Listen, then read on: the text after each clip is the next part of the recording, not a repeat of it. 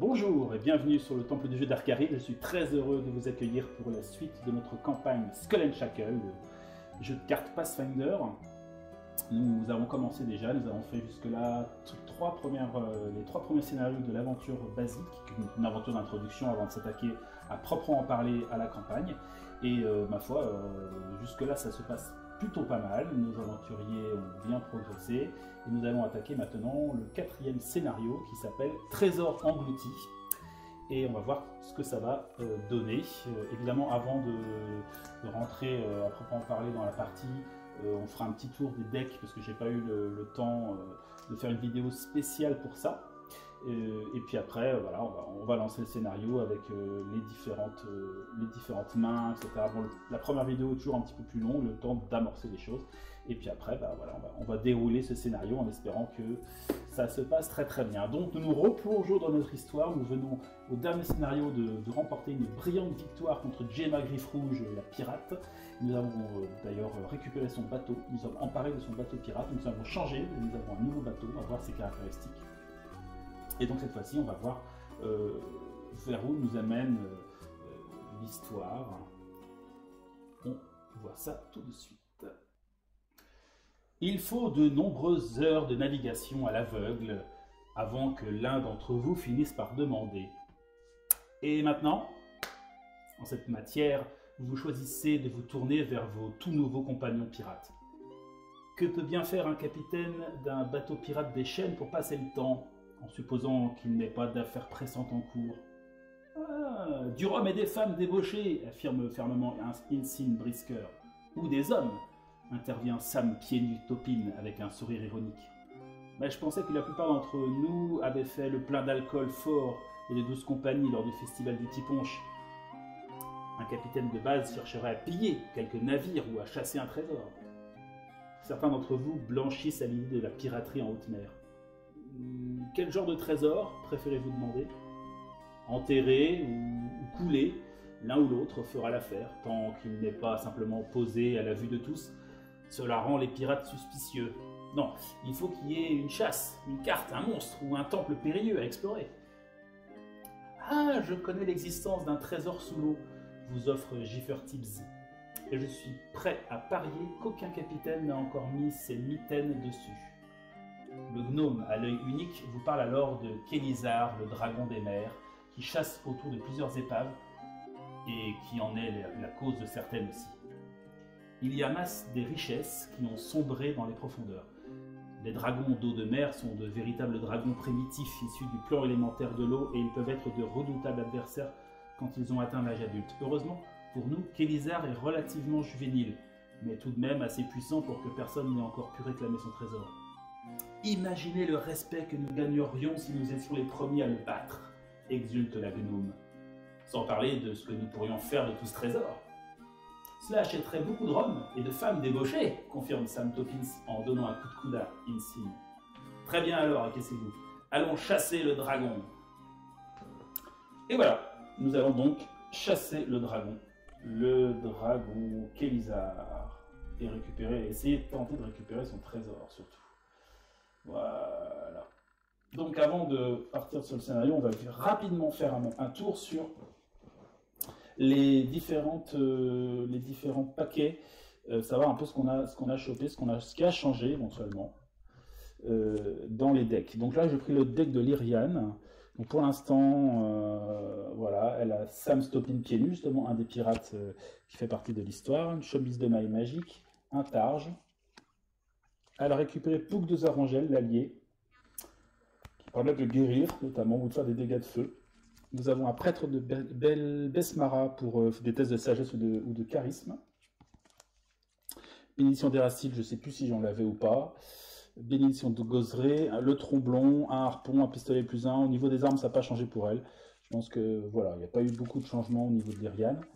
Pour ce qui est de Damiel, bombe toxique, potion de bagou, potion de vigueur. Enfin, la combinaison avec toutes ces potions est vraiment intéressante.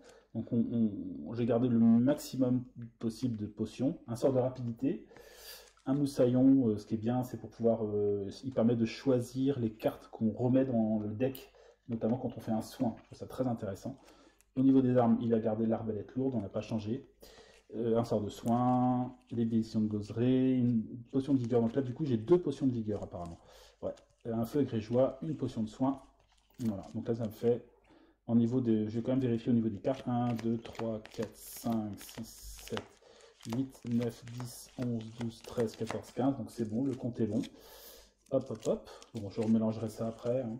Sans doute, je ferai une petite préparation hors caméra pour aller un peu plus vite. Et pour ce qui est de Holok, notre demi-orc, pic d'abordage gelé, le Falcata, c'est une arme qu'on n'a pas encore utilisée mais qui est dans son équipement. Un sort de soin, alors je lui ai mis le sort de charme animal parce qu'en fait il n'a pas d'allié. Et le sort est mieux quand même pour lui, ça lui donne automatiquement un allié animal.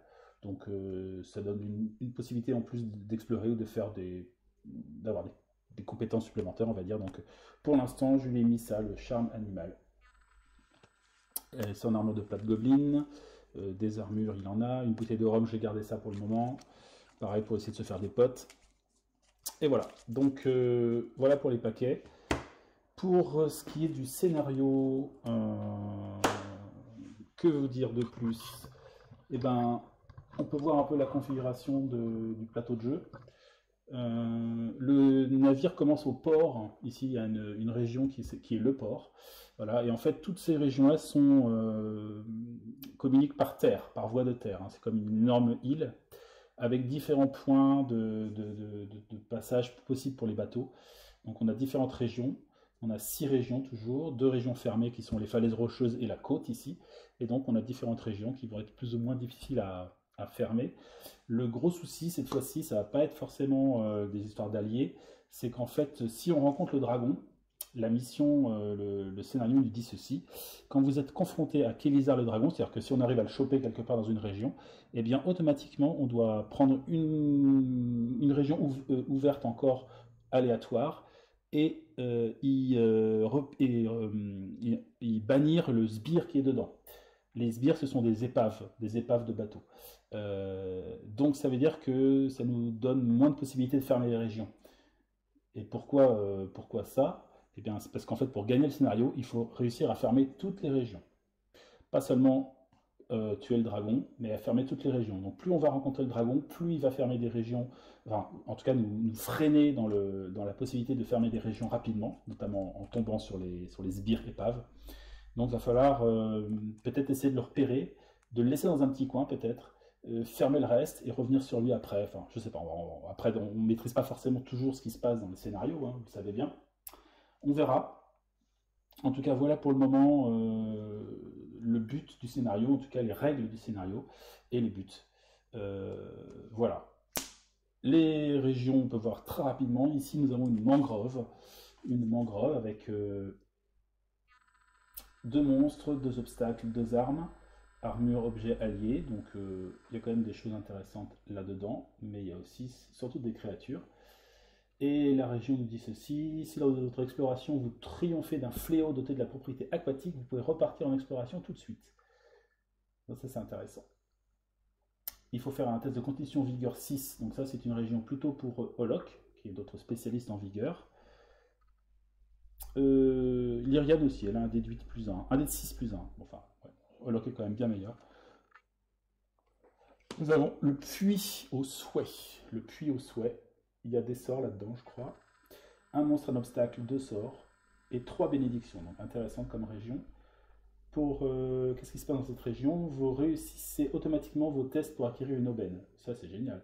Quand vous acquérez une aubaine, convoquez et affrontez le sbire apparition pirate, auquel vous ne pouvez pas échapper.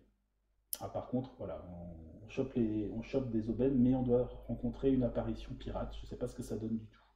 Il faut un test d'intelligence connaissance 8. Le plus à même de le réussir cette fois-ci, c'est Damiel. Il a un dé de 10 en intelligence. Et à la fermeture, on bannit toutes les apparitions qui sont à côté de votre carte de personnage. Donc on imagine que ce sont des créatures qui vont venir nous hanter.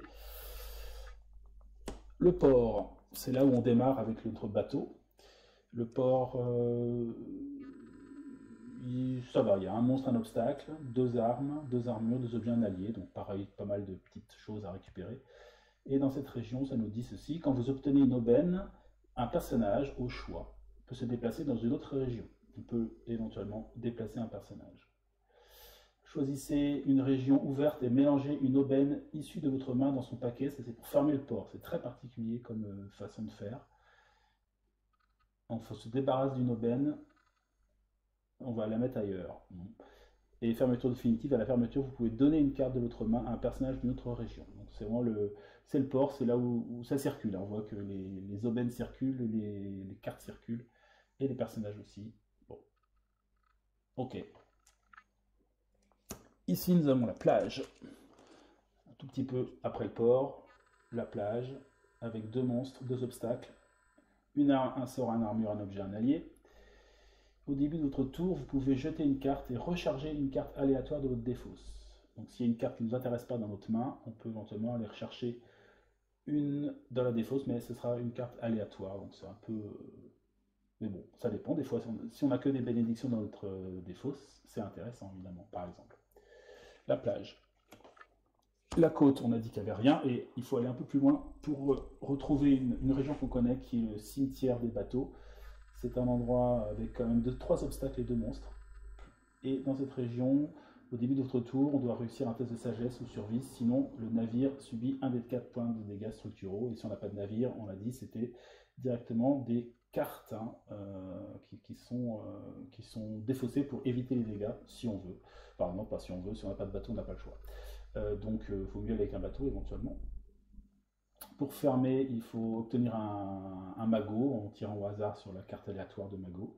Et à la fermeture, le navire subit un dé de 4 dégâts structuraux. Ça fait mal quand même.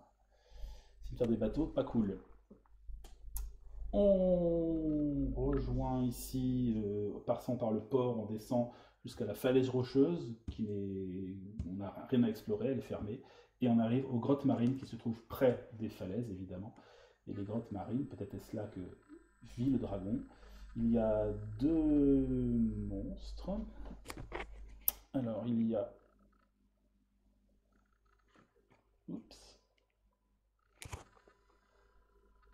2 monstres, un obstacle, une arme, un sort, une armure, un allié et 2 bénés, c'est pas mal. Au début de votre tour, vous devez réussir un test de constitution vigueur 6 ou enterrer une carte. Par contre, là, ça nous coûte des cartes de rester là, donc c'est pareil, vaut mieux y envoyer Holoc, sans doute. Convoquer un monstre aléatoire doté de la propriété aquatique et triompher. Ok, et pas d'effet pour la fermeture. Voilà, bon. Pas de stratégie particulière pour le moment, on va voir, on va peut-être se répartir sur les régions qu'on peut fermer assez rapidement, en espérant peut-être pas forcément tomber sur le dragon tout de suite, et on verra ce que ça donne. Donc, on va commencer. Je vais mélanger les decks des personnages, piocher des mains, et on se retrouve tout de suite. Alors, donc j'ai pioché les cartes pour le personnage. Le Lyrian se trouve avec un mousquet, un cache-œil, une bénédiction de gauzerie et une perle de sagesse. Voilà, intéressant. Damiel, il n'a pas d'arme, mais il a 3 potions différentes, ce qui lui permet quand même de se guérir, de réussir des tests de vigueur et des tests de bagou. Tests de vigueur notamment, c'est intéressant parce qu'on a l'homme en grove qui se ferme avec la vigueur et éventuellement les grottes marines où il faut faire des tests de vigueur, donc lui il peut au moins réussir automatiquement un de ses tests par exemple. Voilà. Et il a un sort de rapidité. Bon, mais sans armes c'est pas très intéressant. Et Holoc, il a bien une armure de cuir pour démarrer, une arme et 2 BD, donc c'est pas mal. Ok, je n'ai pas tiré le magot qui se trouve dans le bateau, et ce sera l'occasion aussi de jeter un petit coup d'œil sur notre navire. Donc je vais jeter notre dé de magot de départ, ça va. Qu'est-ce qu'il y a dans les cales de Gemma? De toute façon, on ne pourra pas regarder tout de suite. Donc 4, c'est un objet, donc je pioche un objet au hasard. Objet c'est par là, de mémoire. Hop, je place la carte sous la carte du navire. Et voilà. Et donc le navire, c'est un bateau pirate des chênes.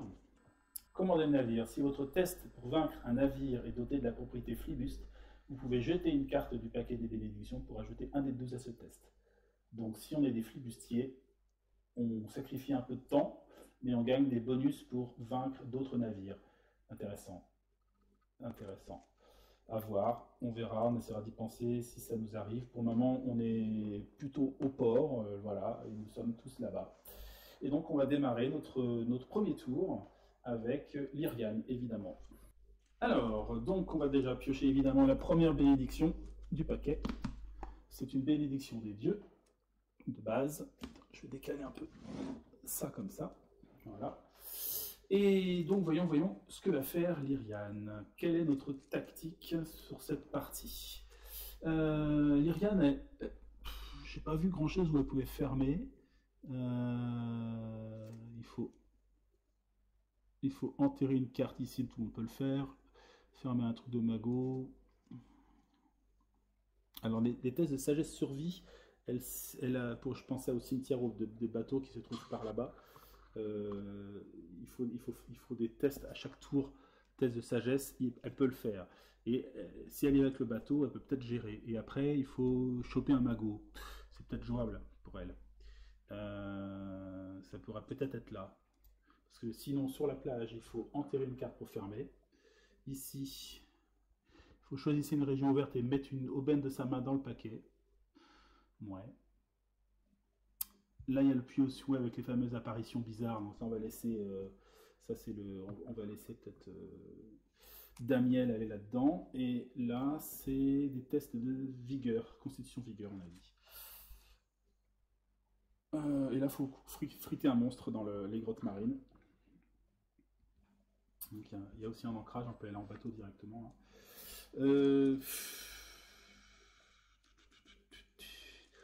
Voyons. Il y a des armes à récupérer au port aussi. Peut-être qu'on peut profiter d'avoir du monde avec nous pour le moment et faire le port. On peut toujours regarder un petit peu. Commencer peut-être ici. Puisque j'arrive pas à me décider, pour l'instant Lyriane fouille un peu le port, visite le port. Allez hop. Dans les chênes, il n'y a pas de port sûr. Qu'on se trouve coincé dans une crique isolée ou entouré de toute une ville de gredins, il y a toujours quelqu'un pour essayer de s'approprier le trésor des autres. Alors c'est parti pour notre premier tour. Exploration. Elle tombe sur un soldat de la marine, c'est une créature. Un humain, homme d'armes vétéran, 8 de force. La difficulté augmente, mais on est en aventure basique, donc ça ne change pas. Et si le test d'émulation est doté de la propriété flibuste, les dégâts qu'inflige le soldat augmentent de 2. Il est plus fort contre les flibustiers. Ceci dit, on n'est pas spécialement flibustier. Je rappelle donc ici, quand on tombe sur une aubaine, un personnage au choix peut se déplacer dans une autre région, quand on obtient une aubaine. Alors, je vais utiliser mon mousquet pour le battre. Donc j'ai une compétence de dextérité, distance plus 1 des 10. Il faut faire 8, je pense que c'est jouable comme ça. Donc je vais faire 1 des 2, 8, plus 1 des 10, plus 3 pour faire 8. On commence en douceur, en espérant avoir un peu pour tester un peu la chance. Est-ce que j'ai de la chance ou pas? 1 des 10 pour le mousquet, sachant que il faut quand même que je lance après un dé pour savoir si le mousquet est déchargé ou pas. Alors c'est parti, je dois faire 8. Je fais 5 et 5, 10, pas de problème. 10 et 3, 13. C'est une victoire sur le soldat de la marine. Je dois lancer un dé de 12 pour savoir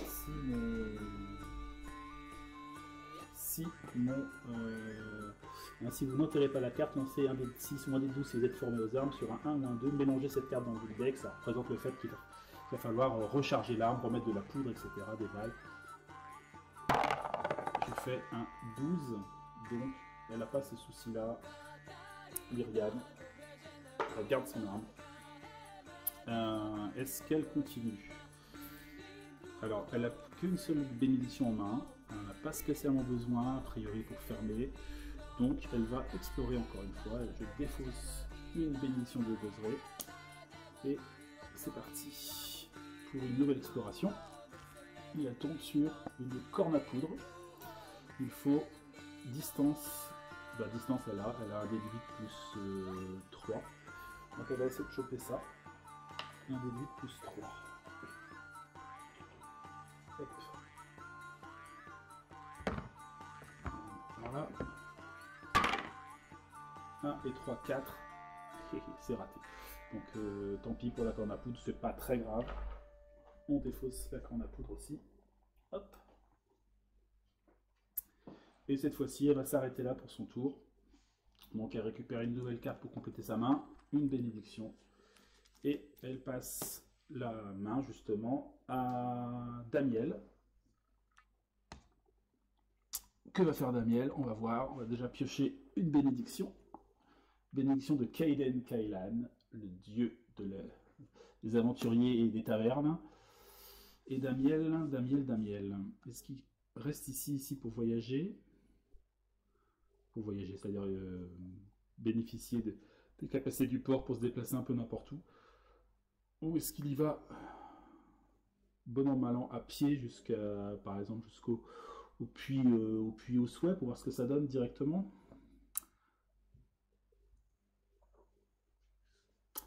On va essayer d'aller se déplacer tout simplement jusqu'au puits au souhait. Donc c'est un déplacement de un seul. Et il va utiliser sa constitution pour se déplacer. Donc j'ai 1 de 8. Il faut que je fasse 1 ou 5 si je ne veux pas défausser, enfin recharger de cartes. Je fais 4. Donc il doit recharger une carte pour faire son déplacement. Il va recharger ma potion de soin pour le moment. Je pense pas en avoir vraiment besoin. Allez, hop, il recharge sa potion de soin. Il se déplace jusqu'au puits au souhait. Contre toute attente, une eau pure et fraîche jaillit de ce puits en ruine autrefois si élégant. Quelque chose résonne dans ses profondeurs, une voix au murmure gargouillant.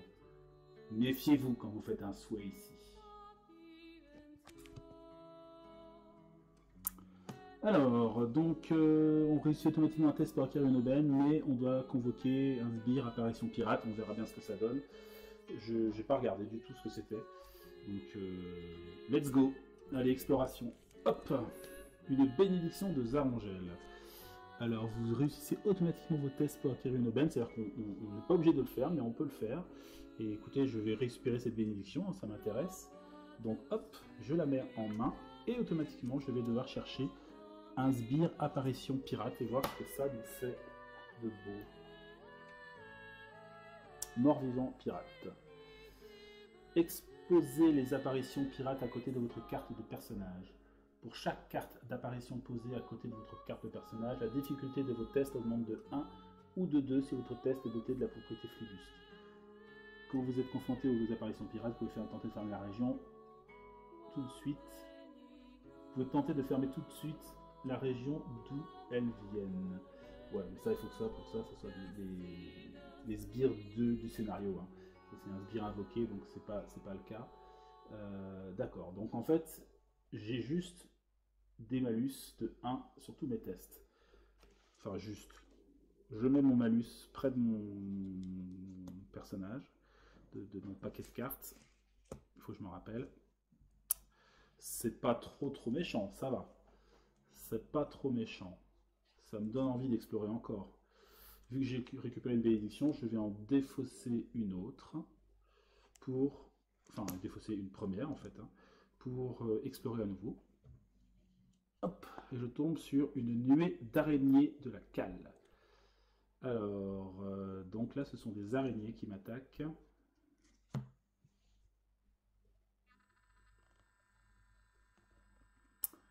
Alors, tous les dégâts sont des dégâts de poison. Si vous trouvez sur un navire, la difficulté du test augmente de 4, c'est pas le cas. Si vous triomphez de la nuée d'araignée de la cale de moins de 4 points, mélangez-la à nouveau. Donc il faut que je fasse au moins 6 et 4, 10 si je veux débarrasser définitivement des araignées, sinon elles vont retourner dans le paquet. Le souci c'est que j'ai pas grand chose pour me battre de mémoire. J'ai même rien du tout. Donc ça veut dire que je vais devoir me battre à main nue contre des araignées.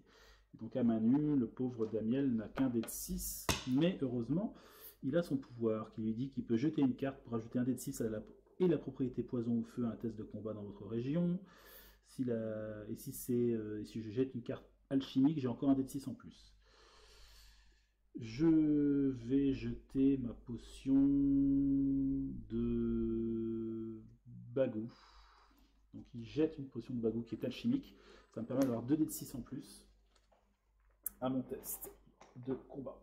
Donc j'ai 3 dés de 6 pour faire 6 ou 10 éventuellement, si je préfère réussir un peu mieux mon test pour être débarrassé des araignées. Et je pense que comme Lyriane est à côté, elle va lui filer un petit coup de main. Et elle utilise son cache-œil. Donc c'est ça que je peux faire. Hein. Je peux choisir une carte de ma main et la mélanger dans mon deck pour ajouter un dé de 4. Donc je prends mon cache-œil, je mélange mon deck, pardon, avec cette carte dedans. Et je rajoute un dé de 4 de tir à distance pour aider Damiel. 3 dés de 6 et un dé de 4. On est parti. Et il fait 4 et 4, 8 et 4, 12 et 1, 13. Donc c'est bon. Les araignées sont battues. Hop, elles repartent. Damiel. Donc il lui reste encore un peu de cartes, mais on va y aller en douceur. J'aimerais bien récupérer peut-être des armes, peut-être, avec un peu de chance. Donc je vais arrêter ici, donc réinitialiser ma main en piochant une armure et un moussaillon. Donc c'est pas trop ce que je voulais. Tant pis. Je devais faire, oui, alors évidemment on n'a pas pensé, je devais faire un de plus, hein, mais j'ai fait largement, hein, on a dit tout à l'heure, j'ai fait au moins 14, donc c'était bon. Il faut que je me rappelle que j'ai un malus de 1 tant que j'ai cette apparition qui me poursuit. On passe donc au tour d'Olok. Notre ami Olok qui est aussi au port ici. Je pioche une bénédiction pour lui, une bénédiction des dieux. Et lui, qu'est-ce qu'il va faire? Il va pas rester là, hein, je crois, il va pas rester là. Il va aller directement, peut-être à la mangrove. Ouais, il va aller à la mangrove, ça l'intéresse d'aller voir ce que ça donne par là-bas. Donc il doit se déplacer de 2 cases. Il peut aller en bateau. Mais je vais laisser le bateau à Lyriane quand même. Donc il utilise sa constitution. Vigueur, donc il a un dé de 12 plus 1 pour non, plus un dé de 8 plus 3, pardon, n'importe quoi. Le dé de 12 c'est la force qu'il a. Un dé de 8 plus 3. Et il doit faire 2 ou 6 si je veux vraiment être tranquille et pas recharger de cartes. Je suis 4 et 3, 7. Donc c'est bon, je réussis de plus de 4. Donc il va jusque là sans se fatiguer et il se trouve à la mangrove. Les arbres noueux enroulent leurs racines dans l'eau stagnante, tandis que leurs branches basses se courbent sous le poids de filets de mousse ballants. De sombres singes se faufilent entre les buissons biscornus en murmurant des secrets qu'aucun mortel ne devrait connaître. Dans les eaux saumâtres, quelque chose laisse échapper un gargouillis en s'éloignant, sa langue squameuse servant d'avertissement aux indésirables. Olok est armé. Comme il faut, il va donc explorer. Je vous rappelle que si on triomphe d'un fléau avec aquatique dans sa propriété, on peut repartir en exploration si on le souhaite. Hop, et je tombe sur une hache d'abordage, c'est une arme force mêlée 6. Est-ce que j'ai envie d'une arme basique en plus? Pas vraiment, donc je me débarrasse de cette carte. Hop. Et je choisis de défausser une bénédiction pour explorer de nouveau. Hop, et il tombe sur des bracelets de protection, accessoires magiques, intelligence profane 3, intelligence il a un dé de 4. Est-ce que ça m'intéresse aussi? Pas vraiment, donc pareil, je m'intéresse pas, il remet ça au fond de la mangrove. Et il va redéfausser une bénédiction pour explorer une 3e fois. Et il tombe cette fois-ci sur chasse aux pirates. Chasse aux pirates, c'est plus embêtant. Convoquer et affronter un bateau aléatoire ou un monstre aléatoire si vous n'êtes pas sur un navire. Si la carte convoquée est invaincue, laissez cet obstacle face visible et posez la carte convoquée à côté. À chaque tour, le personnage qui se trouve dans cette région affronte la carte convoquée lors de leur première exploration. Donc on n'est pas sur un bateau, donc c'est une créature qui nous traque dans la mangrove. Voyons ce que c'est. Donc on a dit une créature, un monstre aléatoire, je pioche un monstre et ce sera... Ah, tiens, comment c'est bien fait ce jeu, je jure que c'est pas fait exprès du tout. C'est un crocodile, évidemment, un crocodile dans la mangrove, je jure que c'est vraiment pas fait exprès. C'est très thématique, ça c'est la magie des jeux. Hein. Voilà un crocodile qui se retrouve à poursuivre Olok. Donc, convoquer, affronter un monstre. Si elle est vaincue, on la bannit. Voilà, en fait, c'est l'équivalent d'un monstre. Simplement, si par exemple on n'arrive pas à la battre, elle reste là et on est obligé de la confronter tous les tours, quoi. Tous les tours. Donc, on a intérêt à réussir ce test. Et qu'est-ce qu'il a? Il a une pique d'abordage gelée pour s'occuper de ça. C'est un monstre aquatique, hein, donc si je l'arrive à le battre, je pourrais repartir en exploration. Je ne suis pas sur un navire, donc j'ai pas le bonus spécial du dé de 4 pour la pique d'abordage. Donc il a son dé de 12 de combat, plus un dé de 8, plus 1. Et je pense qu'il va se faire aider par ses copains, parce que là ça vaut le coup de ne pas se retrouver avec un crocodile qui nous embête là. Donc on a dit que c'était un dé de 8, la pique d'abordage gelée, plus 1. Qu'est-ce que je vais voir de mon côté? Je regarde si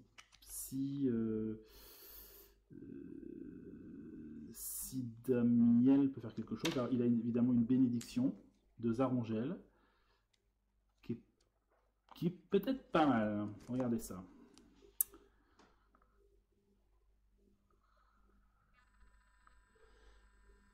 Jeter un dé pour un test, d'accord. Jeter cette carte pour ajouter 2 dés à un test doté de la propriété feu ou un test pour vaincre ou acquérir une carte avec la propriété animale. Or, le crocodile est bien un animal, ça on n'en doute pas. Donc, il utilise sa bénédiction de Zarongel et ça lui permet de donner 2 dés supplémentaires à Olok. Bon là, ça va être un massacre. 2 dés de 12, ça fait 3 dés de 12 plus 1 dé de 8 plus 1. Le crocodile, à mon avis, il va retourner chez sa mère. Attention, on est parti. Je fais 9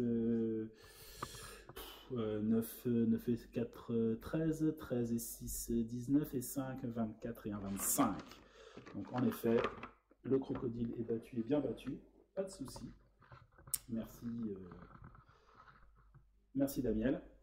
Le crocodile est banni, la chasse aux pirates est bannie aussi. Et comme c'est une carte à propriété aquatique, on peut repartir en exploration, on ne va pas se gêner. Il explore à nouveau et il tombe sur un grand coffre. Un grand coffre, et pour ça, on peut éventuellement le forcer avec la force, avec un test de force mêlée. Donc il va peut-être tenter le coup. Ça vaut peut-être le coup. Ce sera un peu sa récompense, hein, le trésor du crocodile.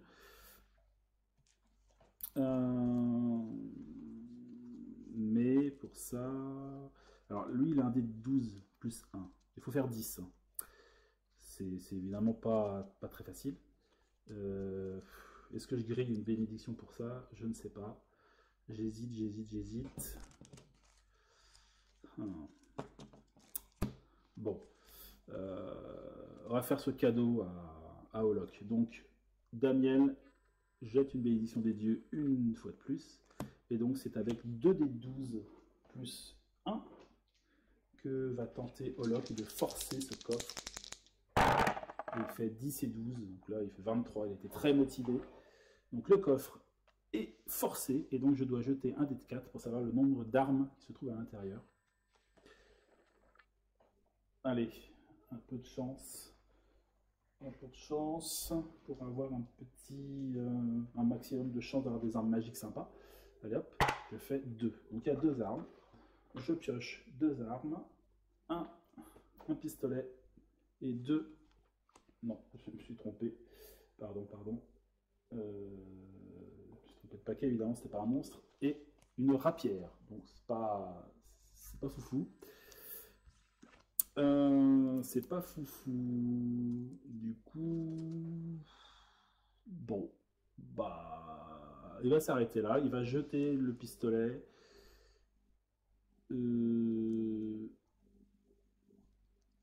Ouais, ouais. Il va jeter le pistolet, il va garder la rapière, il va jeter le pistolet. Hop, paf. Et il reprend une carte pour réinitialiser sa main. C'est son falcata, donc une épée aussi. On verra s'il a besoin de s'en servir, ce qu'elle fait de particulier. Et donc on a fini nos 3 premiers tours. On va enchaîner sur le deuxième tour de Lyriane pour cette vidéo, qui se trouve pour l'instant au port. Hein. Elle n'a plus que 3 cartes en main. Et on va piocher sa bénédiction. C'est une bénédiction de Pharasma. Alors, est-ce qu'il reste au port?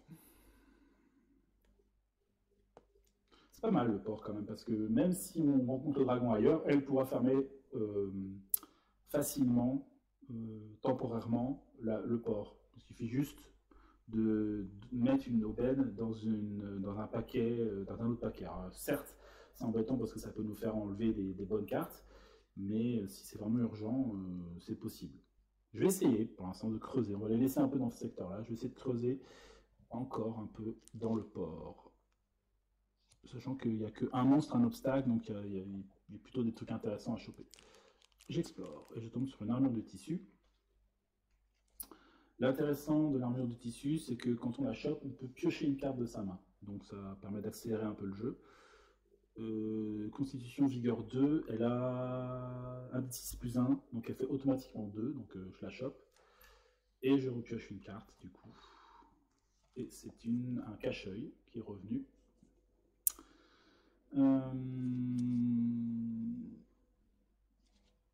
Donc j'ai la possibilité, si je veux, de me déplacer vers une autre région, puisque j'ai réussi à obtenir une aubaine. Mais je vais rester là, a priori. Je vais utiliser une béné pour faire une deuxième exploration. Hop. Et je tombe sur un pistolet plus 1. Ah, c'est beaucoup plus intéressant pour moi. Je crois que j'en ai déjà un. Je ne sais pas s'il sera intéressant d'en avoir un deuxième. Il faut voir, mais enfin, en tout cas pour cette partie, ça m'intéresse bien d'avoir une autre arme à feu. Par contre, il va falloir la choper. Pour la choper, il faut faire un test de distance, dextérité distance, artisanat 8. Donc j'ai un déduit plus 3, j'ai de bonnes chances de réussir. Alors le pistolet, ben, on va essayer comme ça, on verra bien. J'ai un déduit plus 3. Pour réussir, mon testa. C'est parti. 6 et 3, 9. Donc elle embarque le pistolet magique. Hop. Elle a 5 cartes en main, elle va jeter son armure de tissu et elle va terminer son deuxième tour sur cette belle trouvaille. On enchaîne sur le tour de Damiel qui pioche une bénédiction des dieux et lui il se trouve au puits au souhait. Il lui reste 4 cartes en main, il a jeté 2 bénédictions pour son copain Holoc. Donc on va retenter le coup. Hop, une lame de feu, c'est un sort magique divin. C'est un sort d'attaque, hein, ça n'intéresse pas vraiment Damiel. Enfin, pour l'instant, il n'a pas d'arme, alors pourquoi pas. Hein. Donc vous réussissez automatiquement ce test pour acquérir une aubaine. Ok, donc il chope la lame de feu. Par contre, je reprends une deuxième apparition, c'est ça. Hein. Convoquer, affronter, voilà. Ouais, j'ai un deuxième malus en fait. J'accumule les malus au fur et à mesure que je suis tenté de récupérer ces cartes. Donc là, j'ai un deuxième malus de 1. Voilà, pour l'instant, les cartes sont exposées près de son deck de cartes. Et ma foi, je vais pas, de toute façon, je n'ai plus. J'aurai le moussaillon éventuellement pour explorer, mais je le garde pour sa capacité à pouvoir récupérer les cartes que je veux quand je me guéris. Donc je le garde dans ma main. Et donc j'arrête mon tour ici, je pioche une 6e carte pour compléter la main, c'est une potion de vigueur. Voilà. Donc il a ces 2 potions de vigueur, ça va pas servir à grand chose pour le moment, sinon pour se battre. Hein. Et puis donc on passe au tour d'Olok, et ce sera notre dernier tour pour cette première vidéo. Hop, la bénédiction de Sylvanas pour Olok qui se trouve là-bas. Alors Olok, il faut que je me rappelle qu'il a la capacité de se guérir en exposant ses armures, par contre ça l'empêche d'explorer. Et pour l'instant, il a 2 bénédictions récupérées dans sa défausse. Je vais encore explorer un petit peu. On verra bien. Donc, c'est parti pour une exploration dans la mangrove. Drac des mers. Là, décidément, c'est très thématique. Encore un monstre aquatique et un gros encore. Après le crocodile, je pensais que le crocodile serait déjà, assez balèze, mais non, je monte d'un niveau encore. Un dragon. Donc c'est peut-être un valet du boss, là, de Salazar, Kélizar, pardon. Donc lui, il est immunisé contre les propriétés électricité. Et avant d'agir, tous les personnages de votre région doivent effectuer un test de dextérité acrobatie 6. Ceux qui réussissent subissent 1 point d'électricité, les autres 1 de 4. Donc là, il nous envoie un gros éclair dans la tronche. Et après vos actions, le Drake des mers inflige 1 dégât structurel à votre navire. D'accord, donc il va me refaire 1 dégât puisque je n'ai pas de navire. Waouh. Ok mec, t'es costaud toi. Alors le Drake des mers, qu'est-ce que je vais faire pour le battre? Alors déjà, il faut que je fasse mon test on a dit, d'acrobatie, dextérité, évidemment, c'est le super fort de Olok. Hein. Olok, il a 1 dé de 4, donc il va rater son test. Mais bon, tant pis, il a une armure. Donc je prends 1 dé de 4 dégâts électriques. On va lancer le dé pour le principe. Donc le Drake le surprend, il lui envoie un gros éclair de 3 points de dégâts. Mais il va enterrer son armure de cuir magique pour réduire les dégâts à 0. Suite à ça, il va pouvoir l'affronter. Alors, j'ai la Falcata. Voyons ce que ça donne, cette chose. Lors de votre test de combat, révélez cette carte pour utiliser votre compétence de force mêlée plus 2 dés de 4. Vous pouvez jeter cette carte pour ajouter encore 2 dés de 4. Si vous n'êtes pas formé aux armes, ce qui est le cas, enfin non, il est formé aux armes, donc la difficulté du test n'augmente pas de 4. Et si vous obtenez un 4 sur le dé de 4, considérez-le comme un 5. D'accord. Donc j'ai plus de dés de 4, et si notamment je fais des 4, en fait c'est des 5. Intéressant. Et je peux la jeter pour avoir 2 dés de 4. Je vais peut-être faire ça, me garder une arme en stock, parce que j'ai quand même la rapière, pour essayer d'assurer le coup pour mon test. Donc, j'ai 1 dé de 12 pour ma force, plus 1. La Falcata me donne 2 dés de 4. Et si je la jette, je me mets encore 2 autres dés de 4 en jeu. Donc ça fait 1 dé de 12 et 4 dés de 4 plus 1. Et je dois faire 14. C'est pas mal quand même. Et si je fais des 4, c'est des 5. Allez, on le tente comme ça. Allez, la Falcata. Donc je jette mon arme. Je mets tout ce que j'ai dans cette bataille. Alors, j'ai un 8. J'ai un 4, donc c'est un 5. Donc ça fait 5, ça fait 8 et 5.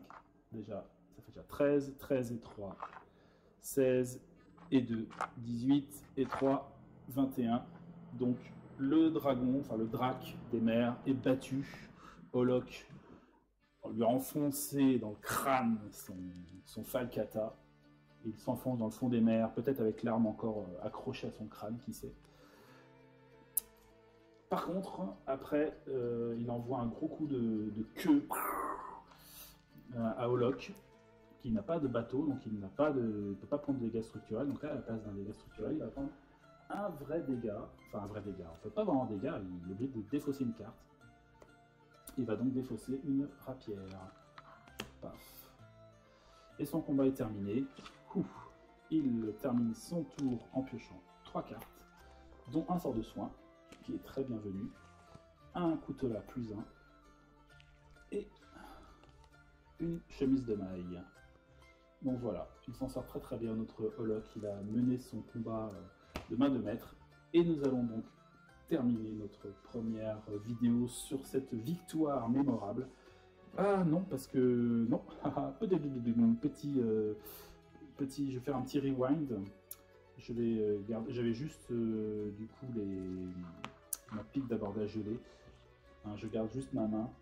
Parce qu'en fait, comme c'était un monstre aquatique, j'ai le droit à explorer encore. Je ne vais pas me gêner, je vais explorer. Donc excusez-moi, on a cru que c'était la fin, mais non. Hop, il a la possibilité de récupérer un fouet. Force mêlée 7. Ça ne l'intéresse pas vraiment, donc il va laisser filer la carte. Donc voilà, c'est quand même une carte de moins, c'est quand même mieux. Ça réduit le paquet encore.